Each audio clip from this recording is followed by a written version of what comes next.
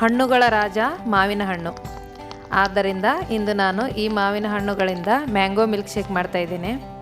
ಮಾವಿನ ಹಣ್ಣಿನ ಜ್ಯೂಸ್ ಕುಡಿಯೋದ್ರಿಂದ ಬೇಸಿಗೆಯಲ್ಲಿ ಹೊಟ್ಟೆ ತಂಪಾಗಿರುತ್ತೆ, ಎಸಿಡಿಟಿ ಆಗೋದಿಲ್ಲ. ಆಹಾರ ಸೇವನೆ ನಂತರ ಇದನ್ನು ಕುಡಿದ್ರೆ ತುಂಬ ಒಳ್ಳೆಯದು.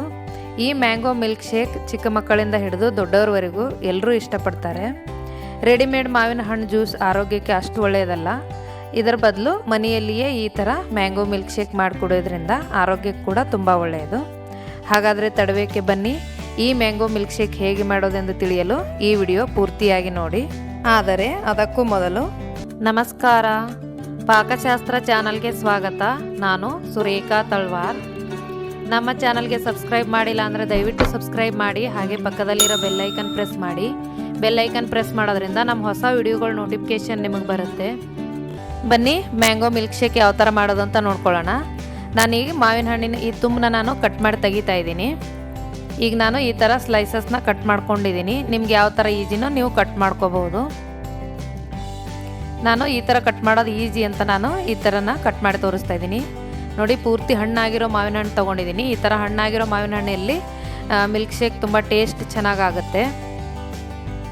ನೋಡಿ, ಈ ಥರ ಸ್ಪೂನಿಂದ ನಾನು ಎಲ್ಲ ತೆಗ್ದಿದ್ದೀನಿ. ಈಗ ಇನ್ನೊಂದು ಥರನೂ ಕಟ್ ಮಾಡಿ ತೋರಿಸ್ತಾ ಇದ್ದೀನಿ. ನಿಮ್ಗೆ ಯಾವ ಥರ ಅನುಕೂಲವೋ ಆ ಥರ ಕಟ್ ಮಾಡ್ಕೋಬೋದು. ನಾನು ಇದು ಮೇಲೆ ಸಿಪ್ಪೆ ತೆಗೆದುಬಿಟ್ಟು ಈ ಥರ ಚಿಕ್ಕ ಚಿಕ್ಕ ಪೀಸ್ದಾಗಿ ನಾನು ಕಟ್ ಮಾಡ್ಕೋತಾ ಇದ್ದೀನಿ.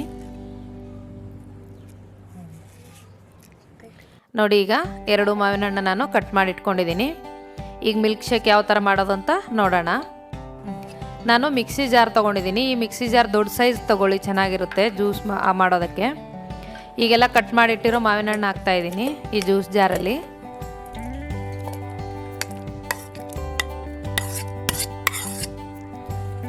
ನಾನು 3 ಟೇಬಲ್ ಸ್ಪೂನಷ್ಟು ನಾನು ಸಕ್ಕರೆ ತೊಗೊಂಡಿದ್ದೀನಿ. ನಿಮಗೆ ಸಿಹಿ ಯಾವ ಥರ ಬೇಕೋ ಆ ಥರ ನೀವು ಹಾಕ್ಕೋಬೋದು.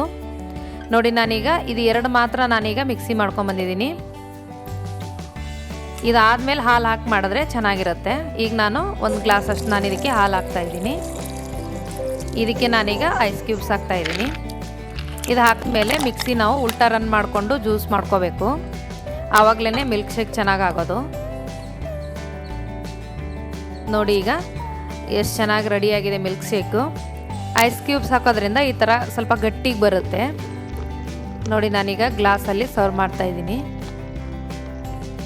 ತುಂಬ ರುಚಿಕರವಾಗಿರುತ್ತೆ. ಮಕ್ಕಳೆಲ್ಲ ತುಂಬ ಇಷ್ಟಪಟ್ಟು ಕುಡಿತಾರೆ. ಡೆಕೋರೇಷನ್ಗೋಸ್ಕರ ನಾನು ಸ್ವಲ್ಪ ಪಿಸ್ತಾ ಹಾಕಿದ್ದೀನಿ. ಮ್ಯಾಂಗೋ ಮಿಲ್ಕ್ ಶೇಕ್ ಮಾಡಲು ಬೇಕಾಗುವ ಸಾಮಗ್ರಿಗಳು: 1 ಗ್ಲಾಸು ಹಾಲು, 2 ಮಾವಿನ ಹಣ್ಣು, 3 ಟೇಬಲ್ ಸ್ಪೂನಷ್ಟು ಸಕ್ಕರೆ, ಐಸ್ ಕ್ಯೂಬ್ಸ್ ಸ್ವಲ್ಪ, ಪಿಸ್ತಾ ಪೀಸು ಸ್ವಲ್ಪ.